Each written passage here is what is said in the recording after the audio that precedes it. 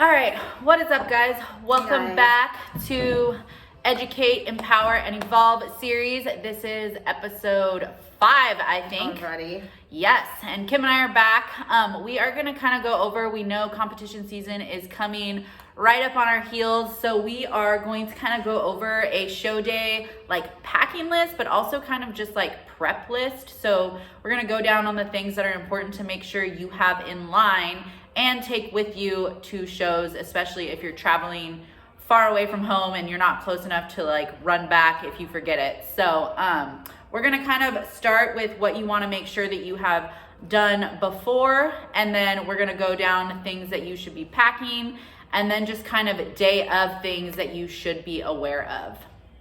So we're gonna start with things that you really need to make sure that you have done probably like at least like 2 weeks out, I think, because most shows that's about where the cutoff is for registration. Yeah. And I'm sure a lot of you, this is something, if you've been prepping for several weeks, have already taken care of, but again, they're just good reminders. It's always nice to have a checklist, especially when you got prep brain. So we're just gonna go through our list of things. So you talked about things you should do beforehand. So before you're already at the venue, double checking reservations and confirmations and stuff like that. So hotel, and one thing I wanted to point out on this is you want to get your hotel for the 2 nights, because generally you have check-ins the night before, so you're gonna need a hotel for, generally this is if a show is on a Saturday, you're generally gonna want it for Friday night because you're gonna be down there for check-ins.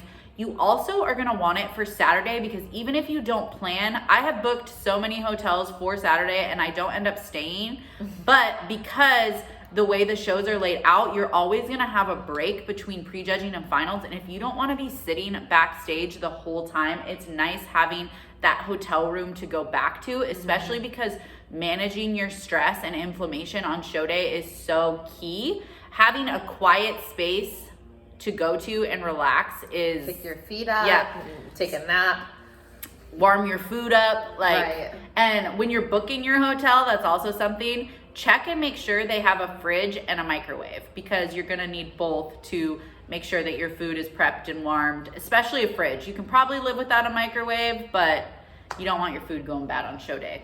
Yeah, so recap, 2 nights at the hotel.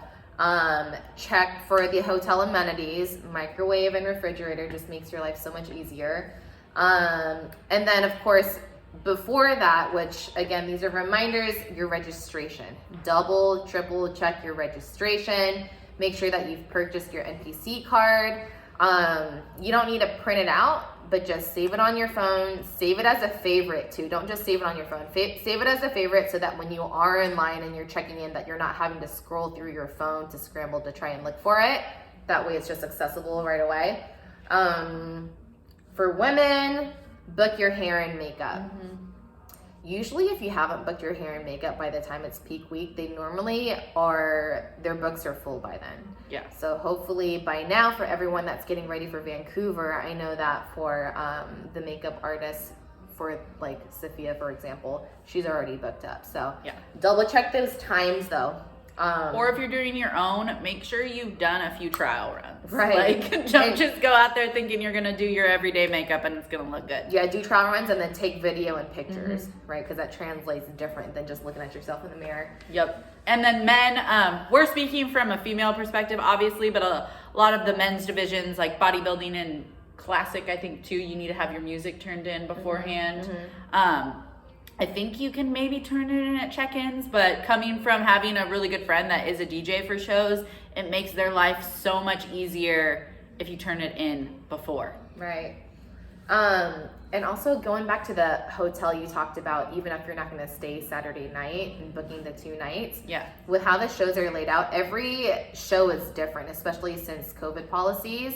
Because sometimes it can finish all of prejudging and finals in the morning, and sometimes, especially for bikini, where it's one of the later categories, you're at the venue till like 10 p.m. Yeah. You know, so it's definitely nice to have that extra night. And that brings up a good point too. Like, it should be communicated a lot before, but especially now that there's kind of like 2 different ways a show can run. It could either be the COVID layout where it's like all men in the morning, women in the afternoon, or it can be now that COVID's kind of disappearing and dissipating, it could be the old layout where there's prejudging and then there's a break and then there's finals. Be aware of how your show is laid out and make sure you communicate that to your coach, because that could change the way that they write your peaking protocol. Right. Yeah, so keep an eye out on your inbox for updates from your promoters. So schedule of events, make sure you have your eyes on that. Okay, so moving along. So these are things that you should pack getting ready for, you know, you're about to hop on stage. Again, a lot of these items are geared toward female competitors. Girls have to take a lot more. So I'm just gonna kind of skim through our list here. Hair extensions, if you have that. I know I use clip-ins for my show day. Bands and weights to pump up in the back. Danielle made a good point too when we were talking earlier. Some venues won't let you take weights and bands to backstage. So take it with you just in case. But it's also nice to have in your room. Like for me, I know my coach is like, hey, eat a meal, do a little pump, and then send me a picture. And like that makes it so I don't have to like eat, then walk all the way down to the hotel gym if there even is one. Right. And then like when we were in Shelton, we went down to the gym, there was no weights. So we were able to like, because he wanted me to lift in between prejudging and finals. So we were able to take my stuff down to the gym. And if I wouldn't have had it, I wouldn't have been able to do it. Right. So. Okay, so extensions, bands, weights, jewelry, and bring extra jewelry. Like, so I have some, just to have some props to show you guys. I mean, I don't wear all of these, but I always take an extra set of bracelets, an extra pair of earrings, just in case. You never know what's gonna happen. And this was a little, I forget who I was watching, but it was a little like tip that I heard from someone, like take extra earring backs and have them in your backstage bag, because like a lot of the ones we have, they're so heavy because they're so big, like those backs can fall off so easily, and that would just suck if you couldn't wear your earrings on stage just because the back fell off and you like didn't know where it is. I would rock one. Yeah. Like I could rock one because you wouldn't be able to see this side, but I'd rock that one. Okay, a shiwi. So this is something some of you might not know what it is. Danielle uses one, and I'll tell you what I did for my last show. But what did you do? So it's a hiking, like basically female urinal, I guess.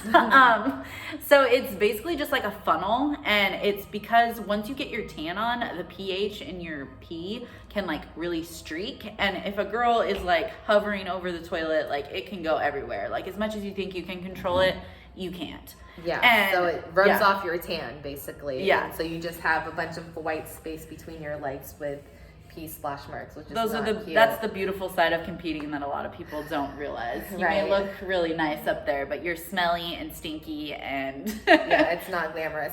And so for me, I don't have a shiwi, and what I did for my last show was I just got a styrofoam cup and I cut a hole through the top and I just peed through that. Yeah, I've done that too. Saves your tan. Yep. So, little bikini girl hacks. Okay, obviously suit and shoes, you want to make sure you pack that. Pack backups.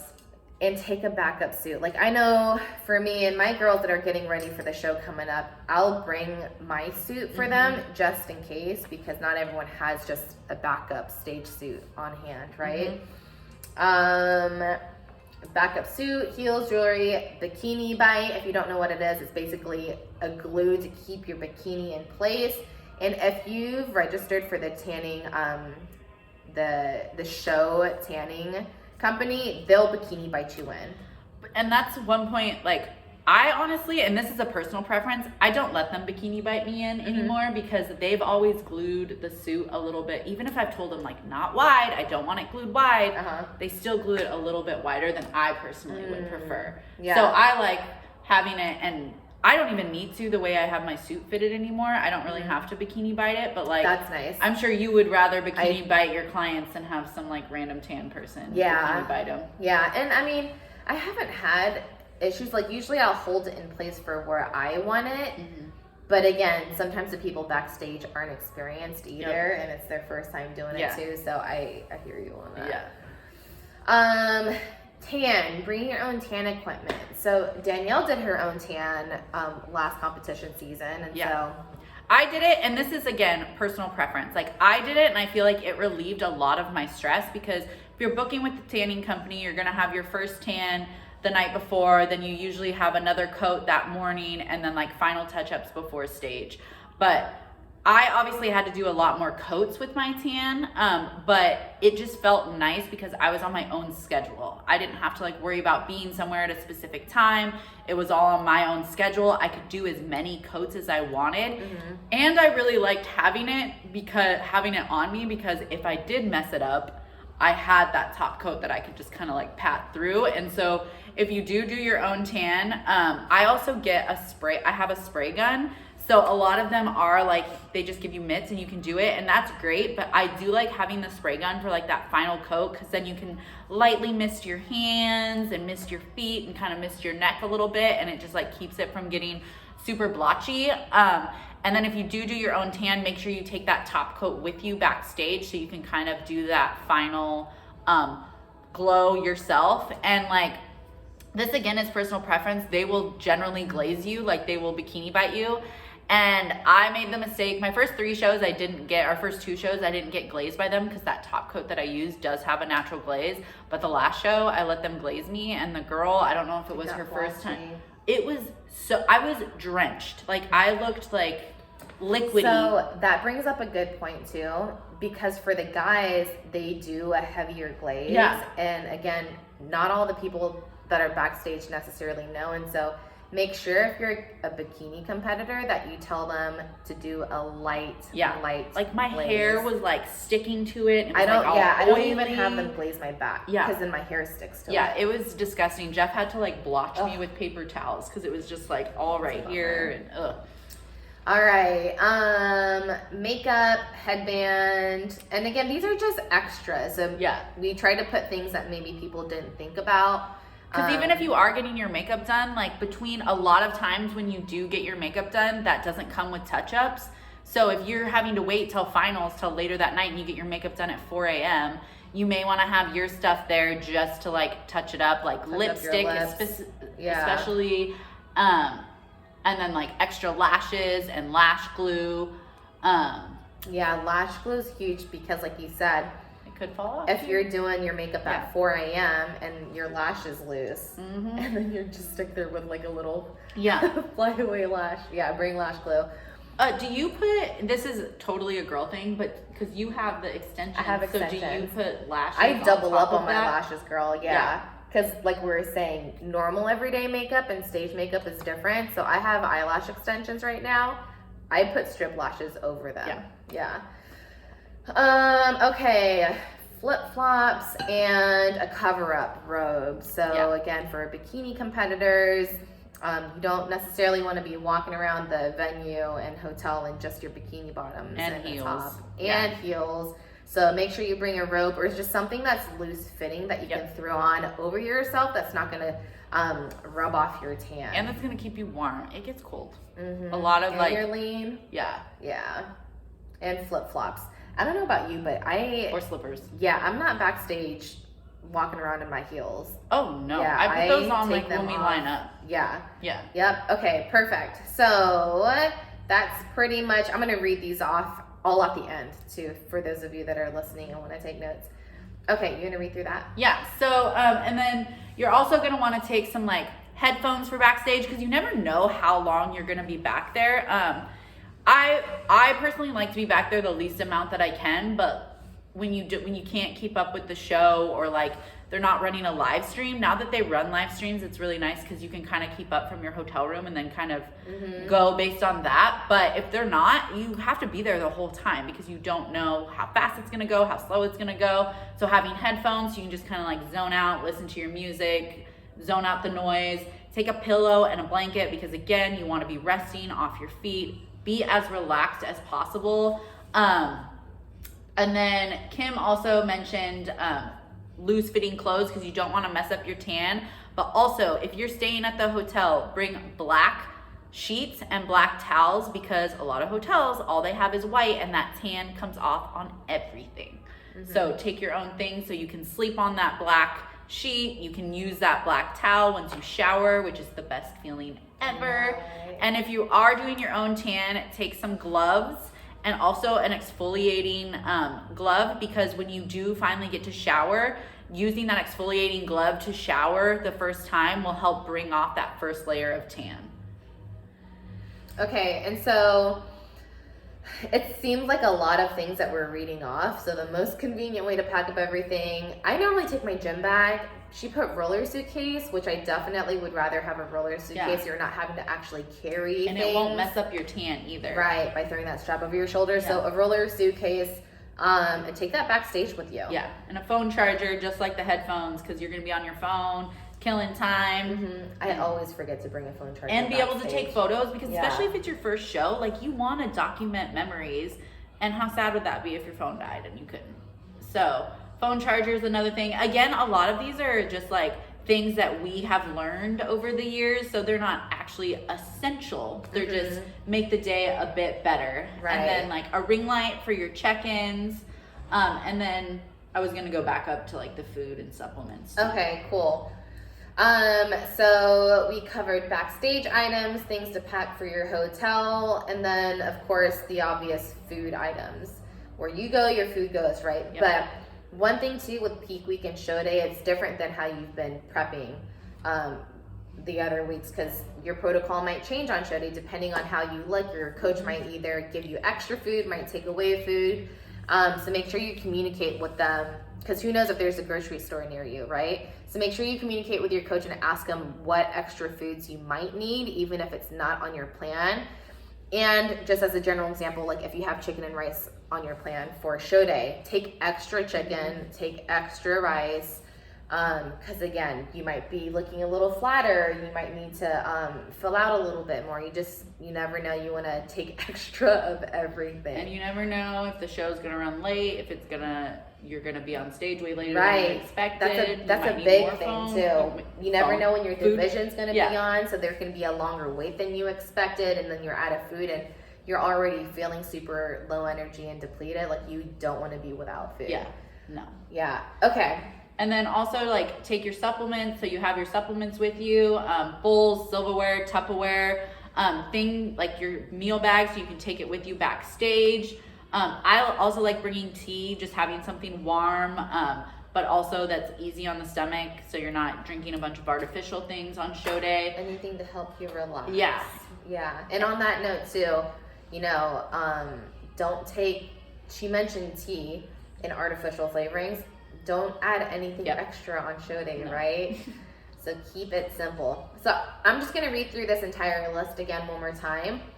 So hotel room, 2 nights, check for a fridge and a microwave for the amenities, have your registration, have your music turned in if you're in that category, any tanning equipment, your NPC card, book your hair and makeup, confirm those times and days, hair extensions, weights and bands, jewelry, shiwi, a suit, heels, backup suit, backup heels, bikini bite, any extra makeup for your show day makeup, lash glue, extra lashes even if you're a girl, slippers, a cover-up robe or loose clothing that's not going to take away from your tan, all your supplements, extra food, your food scale, Tupperware, bowls, silverware, and then for your backstage, headphones, pillow, a blanket just to stay comfortable and get, while you're waiting backstage, loose clothing, an exfoliating glove for post-show, taking off that tan,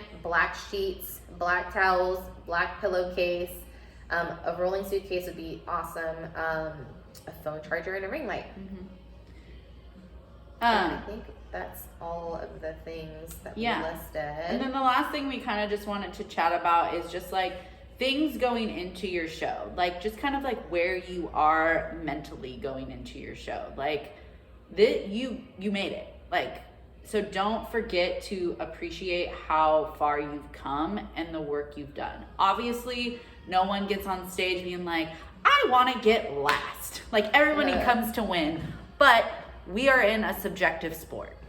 And the reality is we're basically stepping on stage, asking someone to give us their opinion of our physique. And again, that's their opinion. So if you are proud of how far you've come and you know you have done everything, left no stone unturned, and you've given it your all, you've already won. So be proud of yourself. Yeah, so be confident going into show day before you step on stage, knowing that Like she said, you left no stone unturned. You did everything you needed to do. And that's one thing about the sport too. It's not a performance sport per se where you can like be quicker, faster, more agile in the game. It's all the work is done at that point. All the work is done, so just go on stage and have fun. What are some things that you do to help calm you before you go on stage? So, and we know my anxiety goes about yay high on show day, but I have just found like even the week like leading up to the show or the weeks, I try to stay in my own bubble. I stay off social media. I don't look at the shows. I don't look at the show's stories and like look to see who else is competing against me. I don't look at the registration list. Like I just stay in my own zone because the reality is, who cares that shows up? Because you don't know, even if you know like, oh, that person looks really good on social media. The work is done already. You don't know what they're going to look like on stage. You Right. don't know what their posing is going to look like, what their peak's going to look like. Like Right. all that matters is what shows up that day, and all you can control is what you bring to the stage. And so just staying out of my own head. Yeah, I want to emphasize that. Consider staying off of social media, peak week or show day even. I think that's huge because, you know, that's literally what happens is you see someone on social media, you compare your physique to theirs, and all of a sudden you feel super insecure. And I think everyone's been there, and that way I can kind of say that with confidence, like stay off of social media, show day. I think it'll help a lot. It's hard to do because you're not in the gym working out anymore, you know, all the work is done and you're just kind of idle hands. But like they say, idle hands is the devil's playground, and you just start to get in your head. So find other ways to stay busy, maybe bring a book or something. But yeah, try as much as you can to stay off social media. And I know for me, before stage, it's always different. You always go into every show, every season with a different mindset. But I really just like I'll just play music, I'll listen to worship music, and I'll just be in my own bubble backstage even. It's funny, you feel excited going into show day sometimes, and then moments before it's time to get on stage, for me at least, like I just have a feeling of peace that overcomes me. And I think a big part of that is, yes, you know, I'll pray, I'll listen to worship music, and I'll just try to tune out the noise. Yeah, I think for me, the anxiety comes from not getting on stage. I love being on stage. I've been on stage my whole life. It's like the what ifs, I guess. It's like, what if, because you have this much time until you get on stage. So you're like, this could happen, this could happen, this could happen. But once you're standing at like the foot of the stage, you're like, this is it. And you like look at yourself and you're like, it all came together. And like, there's not really much that could go wrong at that point. So I think it's like when there's more time in between and more variables could change, that's where my anxiety comes from. But then like once I'm like ready and on stage, I like feel at peace and at home, and I'm like, and that is exciting. Like thinking about what you just said, when you're getting ready to go on stage and you're like standing on the steps or like right behind the curtain, like that moment really is exciting. Because that moment is like a culmination of all that hard work and blood, sweat, and tears that you put in really just comes down to that one moment. So I think above everything, just remember to have fun. It's so cliche, but like it's such an exciting time. You know? Like for me, I'm like in my own bubble until prejudging, but then once prejudging's over, like I'm talking with everyone, I'm visiting, because I want to like soak it all in and enjoy it with them too. It's like I'm in my work zone until prejudging is over, and then once prejudging is over, even if it didn't go the way I ideally wanted it to, I try not to let that ruin my day, because you're missing out on so much of the experience if you just let somebody else's opinion of you ruin your entire day. Right. And again, you know, this sport, it really is more about the journey and the prep than it is about the destination.